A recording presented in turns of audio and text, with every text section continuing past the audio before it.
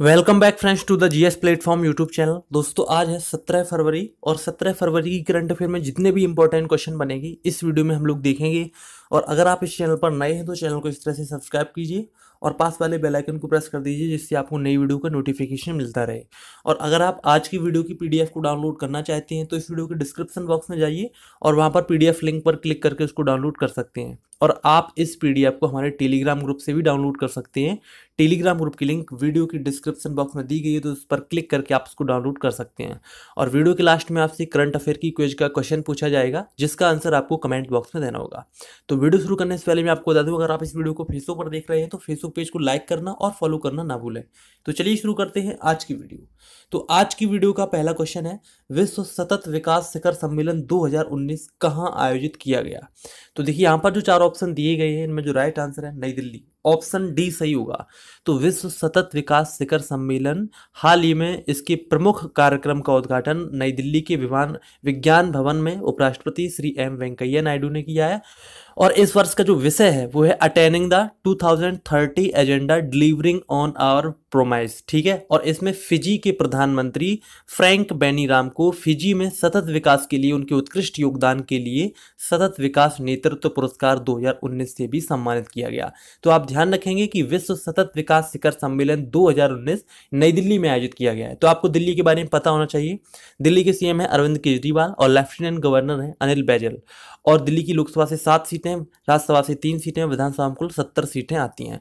और दिल्ली के बारे में आपको दो करंट अफेयर की पॉइंट भी पता होना चाहिए। हाल ही में राष्ट्रीय आपदा प्रबंधन प्राधिकरण की जो वार्षिक बैठक आयोजित की गई वो दिल्ली में आयोजित की गई और दिल्ली में ही राष्ट्रीय पुलिस मेमोरियल संस्थान का उद्घाटन किया गया है। राइट, तो आपको फर्स्ट क्वेश्चन से इतनी इंफॉर्मेशन मिल जाती है।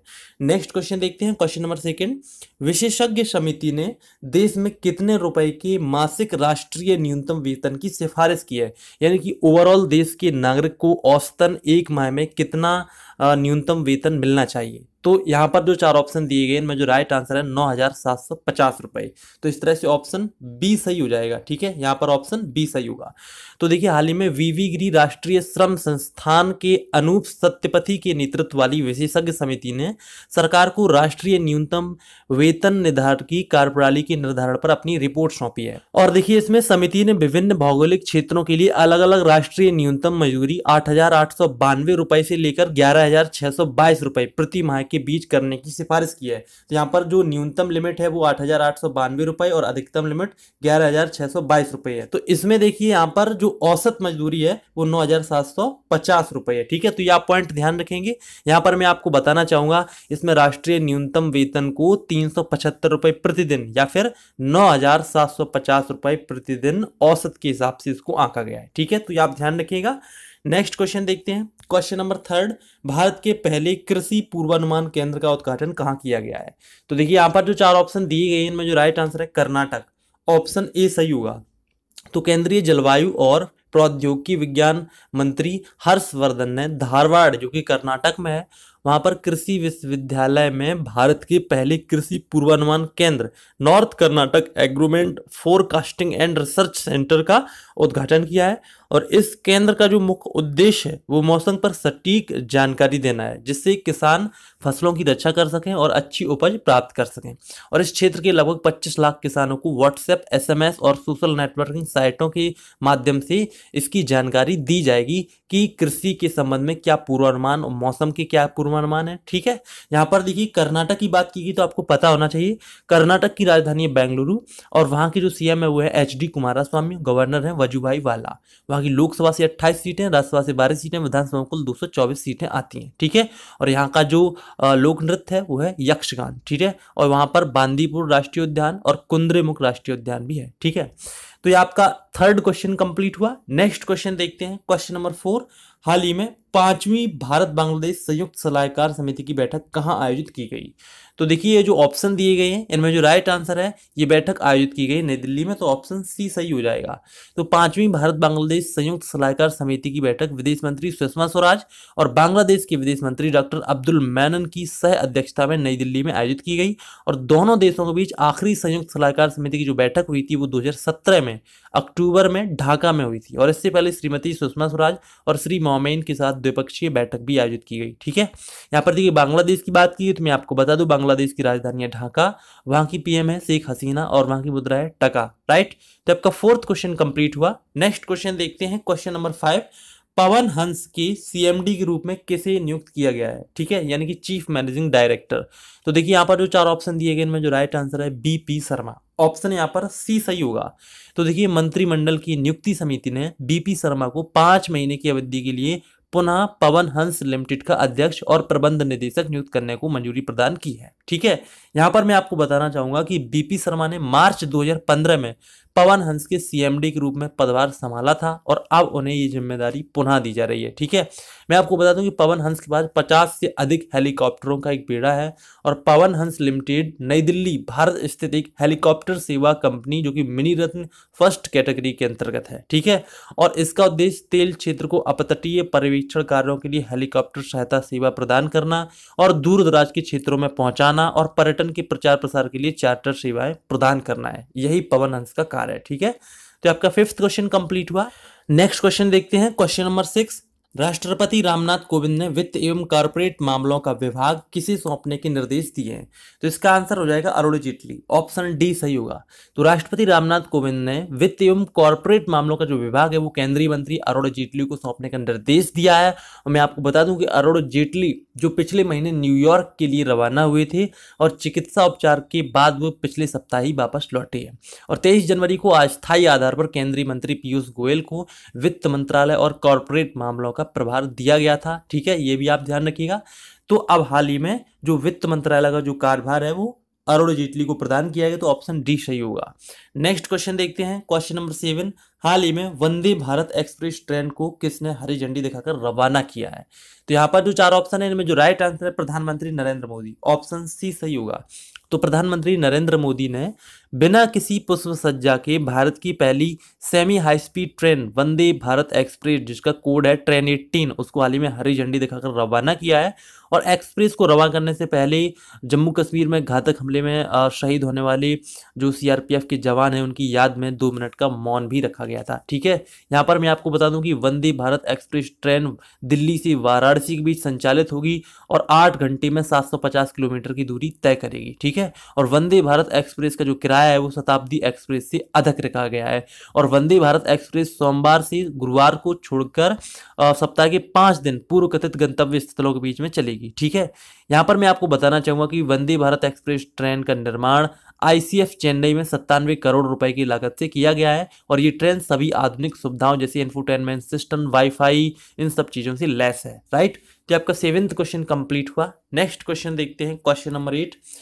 What marks left unsaid production of skill by means of skill नामक पुस्तक हाल ही में किसने लिखी है?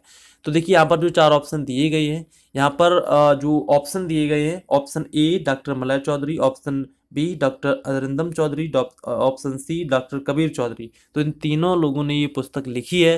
तो इस तरह से इस क्वेश्चन का आंसर ऑप्शन डी सही हो जाएगा। तो हाल ही में भारतीय राजनीतिक मनीष तिवारी ने नई दिल्ली स्थित भारतीय अंतर्राष्ट्रीय केंद्र में what Marx lack unsaid production of skill by means of skill नामक पुस्तक का विमोचन किया है। यहाँ पर आप ध्यान रखेंगे कि पुस्तक का विमोचन मनीष तिवारी ने किया है, जबकि पुस्तक लिखी किसने है? तो यहाँ पर देखिए 3 जो नाम दिए गए इन्होंने ये पुस्तक लिखी है। राइट, तो ये जो पुस्तक लिखी गई है वो एक ही परिवार के 3 पीढ़ियों के 3 सदस्यों के द्वारा लिखी गई है और पुस्तक इस बारे में बताती है कि मनुष्य को अपने कौशल के अनुसार उपार्जन क्यों करना चाहिए, जो फलस्वरूप समाज में योगदान करने की क्षमता का निर्धारण करेगा। और इस पुस्तक को टाइम्स ग्रुप द्वारा प्रकाशित किया गया है। राइट, तो आपका 8th क्वेश्चन कंप्लीट हुआ। नेक्स्ट क्वेश्चन देखते हैं, क्वेश्चन नंबर 9। किस कंपनी ने भारत के एंड्रॉयड उपयोगकर्ताओं के लिए अमेजन पे यूपीआई लॉन्च किया है? तो यहाँ पर जो ऑप्शन दिए गए इनमें जो राइट आंसर है अमेजन कंपनी, ऑप्शन डी सही होगा। तो अमेजन ने एक्सिस बैंक के साथ साझेदारी में भारत में अपने एंड्रॉयड उपयोगकर्ताओं के लिए यूपीआई आईडी जारी करने के लिए अमेजन पे यूनिफाइड पेमेंट्स इंटरफेस यानी कि यूपीआई लॉन्च किया है। और इसके साथ ही उपयोगकर्ता अपने अमेजन पे यूपीआई आईडी का जो उपयोग है वो amazon.in पर खरीदारी करने के लिए और अपनी दैनिक खरीदारी के लिए भुगतान करने में कर सकेंगे। और इसमें रिचार्ज और बिल भुगतान भी शामिल है, जो कि उनके बैंक खाते से भुगतान करने के लिए बिना बैंक खाते या डेबिट कार्ड के क्रेडेंशियल दर्ज किए वो पे कर सकते हैं। ठीक है, यहाँ पर मैं आपको बता दूं कि यूपीआई एक तत्काल वास्तविक समय भुगतान प्रणाली है जिसे national payment corporation of India द्वारा अंतर बैंक लेन देन प्रसंस्करण के लिए विकसित किया गया है। राइट, तो ध्यान रखेंगे अमेजन ने अपना हाल ही में यूपीआई पे लॉन्च किया है, तो ऑप्शन डी सही होगा। नेक्स्ट क्वेश्चन देखते हैं, क्वेश्चन नंबर 10, हाल ही में वायु शक्ति अभ्यास का आयोजन किस राज्य में किया गया है? तो देखिए यहाँ पर जो 4 ऑप्शन दिए गए हैं, जो राइट आंसर है राजस्थान, ऑप्शन सी सही हो जाएगा। तो भारतीय वायुसेना यानी कि इंडियन एयरफोर्स ने 16 फरवरी 2019 को राजस्थान के पोखरण में वायु शक्ति अभ्यास 2019 का हाल ही में आयोजन किया है, और इस अभ्यास का उद्देश्य भारतीय वायुसेना की लड़ाकू और अग्नि क्षमताओं का प्रदर्शन करना है। और इस अभ्यास में कई स्वदेशी विमान, हथियारों और उपकरणों की प्रकारों का प्रदर्शन भी उसमें किया गया, और इसमें से कुछ लाइट कॉम्बैट एयरक्राफ्ट, तेजस और आकाश मिसाइल का भी इसमें परीक्षण किया गया है। ठीक है, यहाँ पर देखिए राजस्थान की बात की गई तो आपको पता होना चाहिए राजस्थान की राजधानी है जयपुर, वहाँ के सीएम है अशोक गहलोत, जबकि डिप्टी सीएम है सचिन पायलट, और वहाँ की गवर्नर है कल्याण सिंह। राजस्थान की लोकसभा से 25 सीटें हैं, राज्यसभा से 10 सीटें, विधानसभा में कुल 200 सीटें आती हैं। और यहाँ का लोक नृत्य है घूमर और पनिहारी, और राजस्थान का हृदय किसे कहते हैं? वो कहते हैं अजमेर को। ठीक है, राजस्थान के बारे में आपको 2 करंट अफेयर के पॉइंट भी पता होना चाहिए। हाल ही में एक्सरसाइज राहत का समापन राजस्थान राज्य में ही हुआ है, और नए विधानसभा अध्यक्ष जो राजस्थान राज्य के बने हैं उनका नाम है सीपी जोशी। राइट, तो आपको 10th क्वेश्चन से इतनी इंफॉर्मेशन मिल जाती है। नेक्स्ट क्वेश्चन देखते हैं, क्वेश्चन नंबर 11, संयुक्त राष्ट्र ने हाल ही में किसी नियंत्रक और सहायक महासचिव के पद पर नियुक्त किया है? तो इसका आंसर हो जाएगा चंद्रमौली रामनाथन, ऑप्शन ए सही होगा। तो संयुक्त राष्ट्र ने 15 फरवरी 2019 को प्रबंधन, रणनीति, नीति और अनुपालन विभाग में कार्यक्रम, योजना, बजट और वित्त के लिए चंद्रमौली रामनाथन को नियंत्रक और सहायक महासचिव नियुक्त किया है, और उन्होंने हाल ही में बेटीन टुसी की जगह ली है, और उन्होंने सहायक ऑडिटर जनरल 1993 से 1995 तक और भारत की महालेखा परीक्षक के लिए लेखा निदेशक के रूप में भी कार्य किया है। ठीक है, यहाँ पर देखिए यूएनओ की बात की गई तो आपको पता होना चाहिए यूएनओ की स्थापना कब हुई थी? 24 अक्टूबर 1945 को। यूएनओ का मुख्यालय न्यूयॉर्क में है, और यूएनओ की जो महासभा होती है उसको विश्व की लघु संसद भी बोलते हैं, और यूएनओ की जो सुरक्षा परिषद है उसको दुनिया का पुलिसमैन भी बोलते हैं। और सुरक्षा परिषद के जो 5 स्थायी सदस्य हैं उनके नाम है अमेरिका, रूस, ब्रिटेन, फ्रांस और चीन, जिनके पास वीटो पावर है। और सुरक्षा परिषद में 10 अस्थायी सदस्य भी 2 वर्षों के लिए चुने जाते हैं, जबकि वहाँ की 6 आधिकारिक भाषाएं भी हैं, जिनके नाम है अरबी, चीनी, अंग्रेजी, फ्रांसीसी, रूसी और स्पेनिश। राइट, तो आपको इस क्वेश्चन से इतनी इंफॉर्मेशन मिल जाती है। नेक्स्ट क्वेश्चन देखते हैं, क्वेश्चन नंबर 12, भारतीय वायुसेना की पहली महिला फ्लाइट इंजीनियर कौन बनी है? ये बहुत ही इंपॉर्टेंट क्वेश्चन है, तो इसका जो राइट आंसर हो जाएगा हिना जायसवाल, ऑप्शन बी सही होगा। तो फ्लाइट लेफ्टिनेंट हिना जायसवाल पहली महिला फ्लाइट इंजीनियर बनी है, और उन्हें जनवरी 2015 में भारतीय वायुसेना की इंजीनियरिंग शाखा में नियुक्त किया गया था, और उन्होंने विशिष्ट वर्ग में पहली महिला उम्मीदवार के रूप में चुने जाने पर इतिहास रचा है। ठीक है, और फ्लाइट इंजीनियर किसी विमान के फ्लाइट क्रू का सदस्य होता है, और उसे अपनी जटिल प्रणाली की लगातार निगरानी और संचालन के लिए विशेष कौशल की आवश्यकता होती है। ठीक है, तो भारतीय वायुसेना की जो पहली महिला फ्लाइट इंजीनियर बनी है वो बनी है हिना जायसवाल, जो कि आपके लिए बहुत ही इंपॉर्टेंट क्वेश्चन है। तो नेक्स्ट देखते हैं कल की क्विज का आंसर। कल आपसे पूछा गया था कुंभ मेले के अवसर पर कितने रुपए का विशेष डाक टिकट जारी किया गया है? तो इसका आंसर हो जाएगा ऑप्शन सी, यानी कि 5 रुपए का। और आज की क्विज का सवाल है, दिनेश भाटिया को किस देश में भारत के राजदूत के रूप में नियुक्त किया गया है? तो यहाँ पर देखिए 4 ऑप्शन है, option A Kenya, option B Argentina, option C रूस, या फिर इनमें से कोई नहीं। तो अगर आपको इस क्वेश्चन का आंसर आता है तो वीडियो के कमेंट बॉक्स में जाइए और इस क्वेश्चन का आंसर अवश्य दीजिए। और वैसे भी ये क्वेश्चन काफ़ी टफ है, अगर आपने पिछली वीडियोज़ को रेगुलर देखा है तो आप इस क्वेश्चन का आंसर दे सकते हैं। और अगर आपको ये वीडियो पसंद आए तो प्लीज़ वीडियो को लाइक जरूर कीजिए, और लाइक करने के बाद अपने किसी फेसबुक या व्हाट्सएप के एजुकेशनल ग्रुप में इसको शेयर जरूर कीजिए। और आप हमारे टेलीग्राम ग्रुप को ही ज्वाइन कीजिए, जिसकी लिंक वीडियो के डिस्क्रिप्शन बॉक्स में दी गई है। और अगर आपने अभी तक CTET से रिलेटेड पर्यावरण अध्ययन यानी कि EVS का पार्ट 5 नहीं देखा है तो एंड स्क्रीन में इसकी लिंक दी गई, इस पर क्लिक करके आप इसको जरूर देखिए, जिससे आपको बहुत ही बेनिफिट होगा। तो मिलते हैं नेक्स्ट वीडियो में, तब तक के लिए नमस्कार।